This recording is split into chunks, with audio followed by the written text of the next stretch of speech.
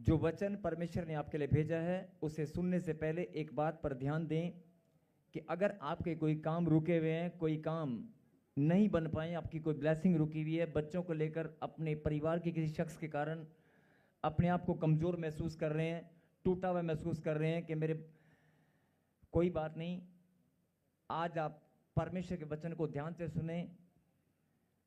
मैंने कहा कि आज आपका जीवन यहीं पर बैठे बैठे बदलेगा। वचन में जाने से पहले मैं आपसे एक सवाल करना चाहता हूं। क्या मैं सवाल कर सकता हूं? पहले बोलो, जो बोलेंगे हम सच बोलेंगे। हम आज जो भी बोलेंगे, ऐसे नहीं, मेरे पीछे बोलो, हम आज जो भी बोलेंगे सच बोलेंगे, सच के सिवाय कुछ नहीं बोलेंगे। आमीन। इसका मतलब इससे पहले की आज सब सच बोलेंगे, इससे पहले सब झूठ।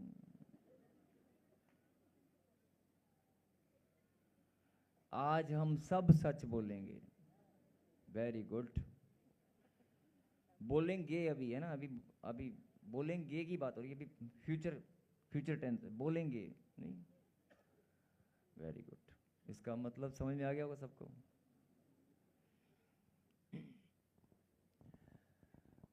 जिनके कान बंद हैं जोरदार ताली बजाएं, जोरदार जोरदार, हल्के में कोई नहीं बजाएगा। दोनों कान बंद है जिनके, दोनों जोरदार जोरदार। कुछ बहनों ने तो हाथ भी ऊपर उठाए हैं।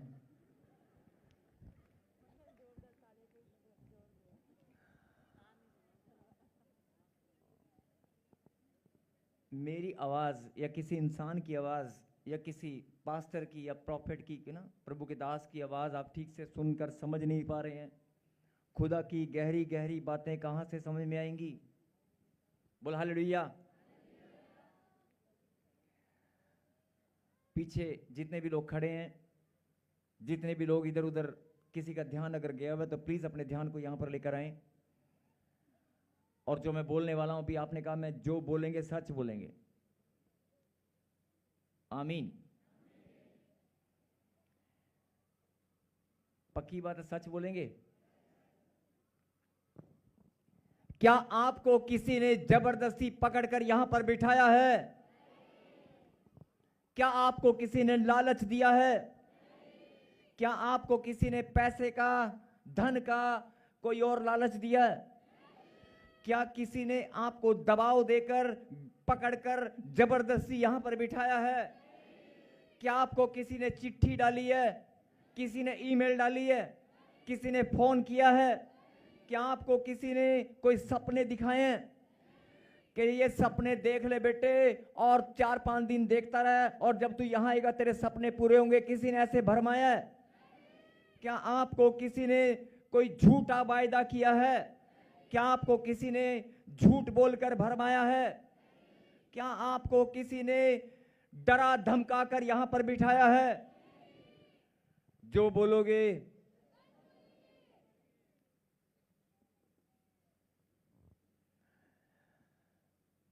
मैं फिर बोल रहा हूं कि अगर कोई है तो हाथ उठाकर इशारा कर सकता है। क्या कोई किसी के क्या सुनना नहीं है ना, हाथ उठा दिया बस। क्या कोई किसी के साथ गलती से आ गया? गलती से कोई दबाव में तो नहीं आया है? इसका मतलब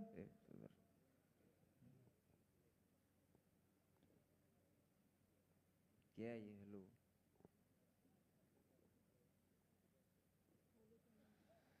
इसका मतलब आपको कौन लेकर आया है? आप खुद बोल रहे हैं। आपको यहां पर बुलाने वाले कौन है? आपको यहां पर लाने वाले कौन है?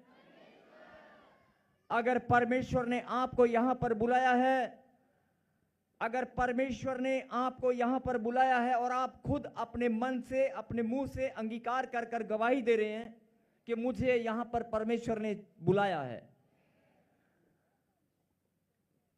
इंसान से गलती हो सकती है, परमेश्वर से गलती नहीं हो सकती। इसका मतलब अगर परमेश्वर ने आपको यहां पर बुलाया तो उसने कोई गलती की है। अगर परमेश्वर ने आपको यहां पर बुलाया है तो क्या कोई गलती की है? क्या परमेश्वर से गलती हो सकती है? आप खुद बोल रहे हैं, मैं नहीं बोल रहा हूं। क्या परमेश्वर से गलती हो सकती है? जवान बच्चे, बड़े बुजुर्ग, भाई बहन, जितने भी लोग बैठे हैं, सब लोग फिर सोच लें। लास्ट एंड फाइनल कॉल फिर पूछ रहा हूं, क्या आपको किसी ने जबरदस्ती लालच देकर, डरा धमका कर बुलाया है? क्या कोई आपको बुलाने वाला फोन करके कोई झूठ बोलकर बुलवाया? क्या आपकी आत्मा इस बात की गवाही देती है कि मुझे बुलाने वाला परमेश्वर है?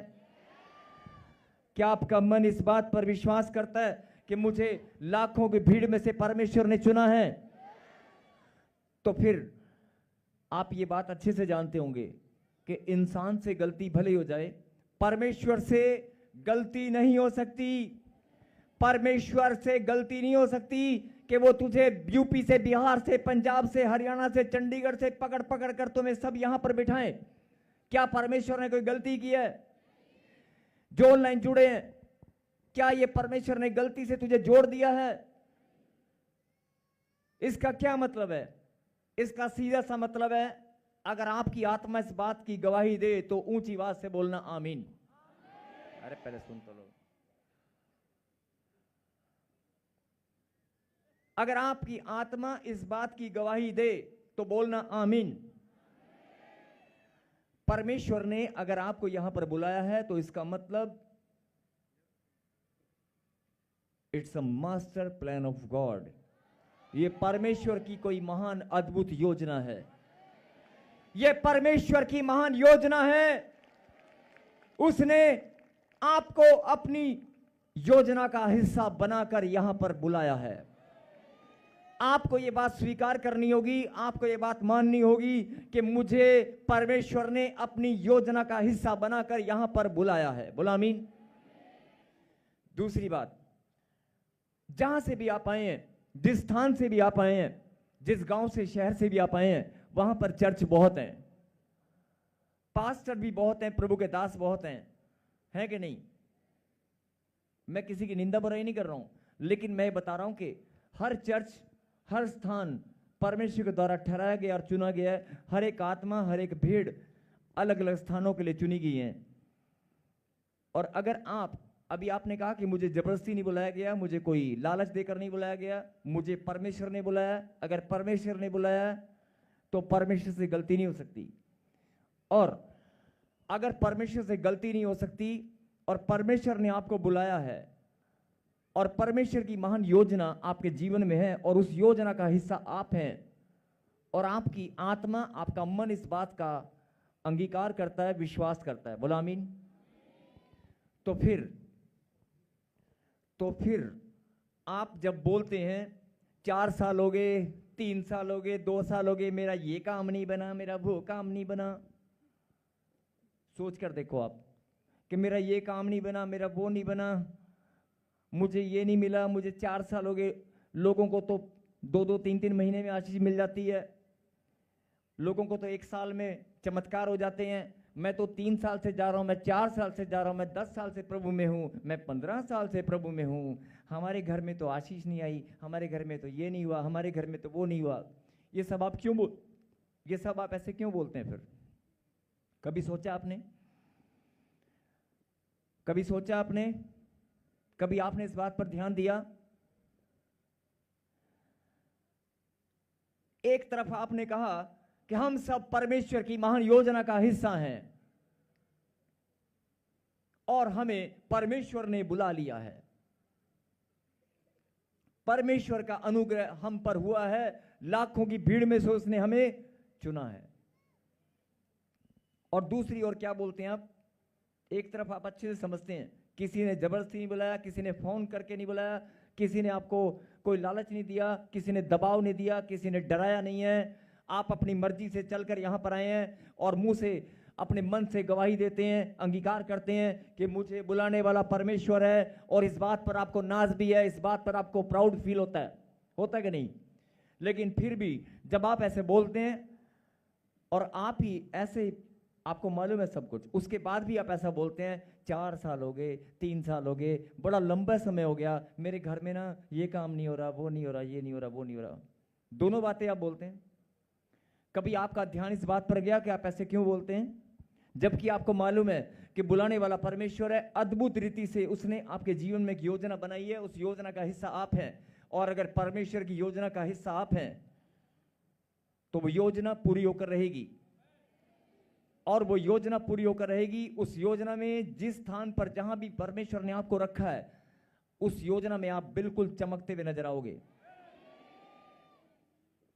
लेकिन फिर भी क्यों आप ऐसा करते हैं मालूम है? क्योंकि शैतान परमेश्वर की संतान को जानता है, और परमेश्वर की संतान से ज्यादा ज्ञान वो रखता है। बोला हालेलुया।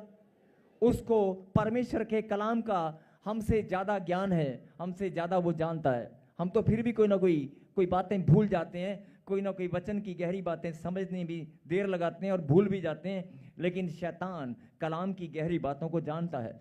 वो जानता है कि परमेश्वर की संतान आशीष पाएगी। वो जानता है परमेश्वर की संतान जब आशीष पाएगी तो ये चमकने लगेंगे, और ये परमेश्वर के पास जैसे जैसे बढ़ने लगेंगे वैसे वैसे इनकी आशीषें खुलती जाएंगी। जैसे जैसे ये पवित्रता में, प्रार्थना में बढ़ेंगे, परमेश्वर के साथ इनका रिश्ता अगर बढ़ने लगेगा, तो ये लोग, परमेश्वर की संतान जब जब परमेश्वर के समीप आएगी, आशीषें खुलती जाएंगी। बोलो हालेलुया। वो ये अच्छे से जानता है।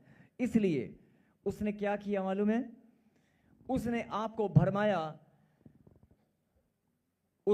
भरमाया और आपका ध्यान उसने इस बात पर लगा दिया कि देख, तेरे को दर्द हो रहा है, तेरे को पीड़ा हो रही है, तेरे घुटने में दर्द है, तेरे टांग में दर्द है, तेरे सिर में दर्द है, तेरे पास पैसे कम है, तेरी ये चीज गुम होगी, तेरी वो चीज गुम होगी, तेरे बच्चे ने थप्पड़ मार दिया थे छोटी बहन को, देख घर में लड़ाई हो रही है, देख ये चीज खत्म होगी, देख ये हो गया, वो हो गया। आपका ध्यान सुबह से लेकर शाम तक वो इस बात पर लगने नहीं देता कि मैं परमेश्वर की संतान और मुझे परमेश्वर के समीप जाना है, उसकी महिमा करनी है। जो योजना परमेश्वर ने आपके जीवन में बनाई है, उस योजना के लिए मुझे क्या करना है, या मैं प्रभु के समीप कैसे जाऊंगा, कैसे बढ़ूंगा, वो सोचना तो बहुत दूर की बात है। आपका ध्यान उसने 24 आवर 24 घंटे एक तरफ लगा दिया। बस प्रभु के पास जाना वो तो आप भूल गए हो। प्रभु की बात, प्रभु की महिमा, प्रभु की आराधना, प्रार्थना वो आप भूल चुके हो। प्रार्थना तब याद आती है जब कोई दर्द होता है, प्रार्थना तब याद आती है कोई नुकसान होता है, प्रार्थना तब याद आती है जब कोई डर लगता है। लेकिन उसने आपका ध्यान भटकाकर आपको परमेश्वर की योजना आपके जीवन में कहीं पूरी ना हो जाए, कहीं आप परमेश्वर के समीप आपका रिश्ता और ज्यादा गहरा ना हो जाए, परमेश्वर से दूरियां आपकी कैसे बने वो जानता है। इसलिए उसने आपको छला, और छल कर उसने सुबह से शाम तक रोज आपके जीवन में आपका दिमाग, आपका विचार, आपके दिमाग के अंदर विचार डालकर आपको घुमा दिया, भरमा दिया। बोला हालेलुया। वो रोज सुबह से लेकर शाम तक वो अच्छे से जानता है कि ये कमजोर है, वो अच्छे से जानता है कि परमेश्वर से दूरियां इनकी बनानी है, और कुछ नहीं करना, इसके दिमाग में विचार डाल दो, घर में लड़ाई होगी, घर में चीज खत्म होगी। जब भी तू प्रार्थना के लिए बैठने लगेगी, आपका मन करेगा चलो अब मैं अपने कमरे में बंद करके आराम से प्रार्थना में बैठता हूँ। उसी टाइम वो दिमाग में क्या डालेगा, अरे दूध खत्म हो गया, कोई आने वाला है, हाँ दूध, अरे दूध का दुकान, पहले दूध ले आता हूँ। ऐसे ऐसे विचार छोटी छोटी बातों में डाल देता है ना। उसने, अरे उसको फोन कर ले, आज चेक देना था उसने, हाँ पहले फोन कर लेता हूँ, पहले चेक मिल जाए। छोटी छोटी बातों में जब भी, और एक विचार आपको 2 घंटे तक काम में बिजी कर देता है। एक विचार आएगा और आप 2-3 घंटे आपके बिजी हो जाएंगे। उसका काम है आपको भरमाना और बिजी कर देना, परमेश्वर से दूरियां बनानी। बोला हालेलुया। हाँ जी, क्या आप इस बात से सहमत हैं? अभी आपने कहा कि मुझे जबरदस्ती नहीं बुलाया गया, मुझे लालच देकर नहीं बुलाया गया, मुझे परमेश्वर ने बुलाया। अगर परमेश्वर ने बुलाया तो फिर आप ही लोग परमेश्वर पर दोष लगा रहे हैं। अभी आपने बोला कि मैं परमेश्वर की योजना का हिस्सा हूं और परमेश्वर ने मुझे अगर बुलाया है तो उससे कोई गलती नहीं हो सकती। अगर परमेश्वर ने बुलाया तो गलती का तो कोई सवाल ही नहीं होता। उसने मुझे आशीष देनी है, मुझे उसने चमकाना है, मुझे उसने बढ़ाना है। बोला आमीन। अगर ऐसा है तो फिर आप ही लोग तो परमेश्वर पे दोष लगाते हैं कि मेरा ये काम नहीं बना, प्रभु ये काम कब बनेगा, ये बात कब पूरी होगी, ऐसे कब होगा, वैसे कब होगा। रोज आप सुबह से शाम तक जो भी नेगेटिव बातें बोलते हैं, जो भी आप अपने मुंह से निकालते हैं, शैतान उन नेगेटिव बातों का बहाना बनाकर आपकी ब्लेसिंग को रोक लेता है। बोला हालेलुया। आपकी मुंह से निकली हुई नेगेटिव बातों का बहाना बनाकर वो आपकी ब्लेसिंग को रोक लेता है। बोला हालेलुया। एक दूसरे को हाथ लगाएं और कहीं जागते रहो, और एक जोरदार ताली बजाकर धन्यवाद दें परमेश्वर।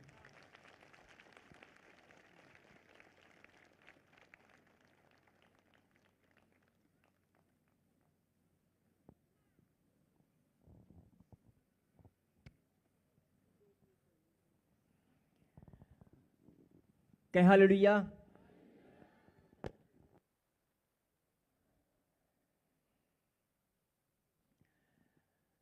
क्या आप इस बात से सहमत हैं कि परमेश्वर ने अगर मुझे चुना है और लाखों की भीड़ में से मुझे अलग किया है और अपने समीप बुला लिया है,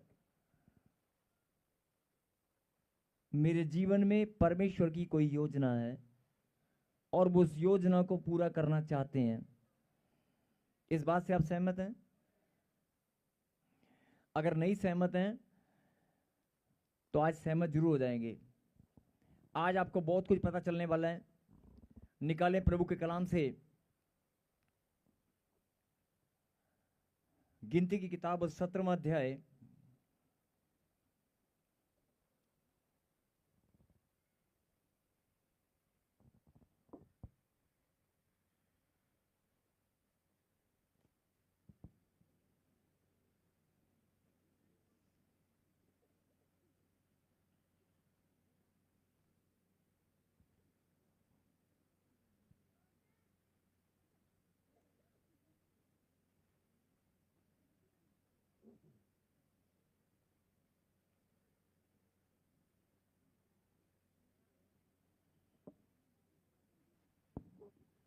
गिनती किताब 17वां अध्याय पढ़ेंगे 1 से लेकर 3 तक। हारून की छड़ी में कलियां। तब यहोवा ने मूसा से कहा, इस्राएलियों से बातें करके उनके पूर्वजों के घरानों के अनुसार उनके सब प्रधानों के पास से एक एक छड़ी ले और उन 12 छड़ियों में से एक एक पर एक एक के मूल पुरुष का नाम लिख और लेवियों की छड़ी पर हारून का नाम लिख, क्योंकि इस्राएलियों के पूर्वजों के घरानों के एक एक मुख्य पुरुष की एक एक छड़ी होगी।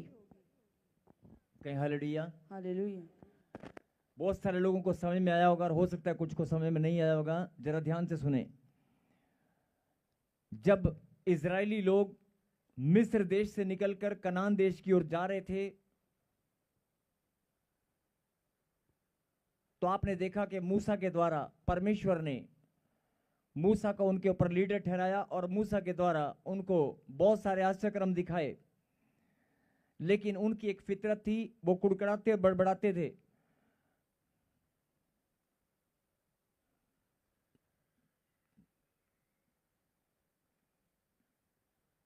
वो कुड़कुड़ाते और बड़बड़ाते थे, जिसके कारण 40 दिन का सफर 40 साल में बदल गया। उनकी ब्लेसिंग, उनकी कुड़कुड़ाहट बड़बड़ाहट के कारण परमेश्वर ने उनके जीवन में एक योजना बनाई थी। परमेश्वर ने इजरायलियों के जीवन में एक योजना बनाई थी कि मैं तुम्हें गुलामी के जीवन से निकालकर ब्लेसिंग वाला जीवन दूंगा। तुम्हारी आने वाली पीढ़ियां भी ब्लेस रहेंगी और तुम कनान देश में जब जाओगे तो तुम्हारी आने वाली पीढ़ी भी वहां राज करेगी। गुलामी के जीवन से निकालकर मैं तुम्हें राजा का जीवन दूंगा। तुम्हारी संतान पीढ़ी दर पीढ़ी आशीषें तुम्हारे ऊपर बनी रहेंगी। बोलो आमीन। सबको जय मसीह की। मैं जतिन बब्बर और आप देख रहे हैं मसीह परिवार चैनल। जैसे कि आप सब जानते हैं कि मैं इस चैनल पे प्रभु के अलग अलग दासों की वीडियोस डालता हूं, तो अगर आपको हमारा चैनल अच्छा लगता है तो आप इस चैनल को ज़्यादा से ज़्यादा सब्सक्राइब जरूर करें, ताकि आप प्रभु के वचन को सुन सके। वीडियोस को ज़्यादा से ज़्यादा शेयर करें, ताकि जिन लोगों तक वचन नहीं पहुंचा उन तक भी वचन पहुंच सके। सबको जय मसीह की। एक बार मैं आपसे दोबारा कहूँगा कि इस चैनल को सब्सक्राइब जरूर करें और वीडियोस को ज़्यादा से ज़्यादा शेयर करें। जय मसीह की।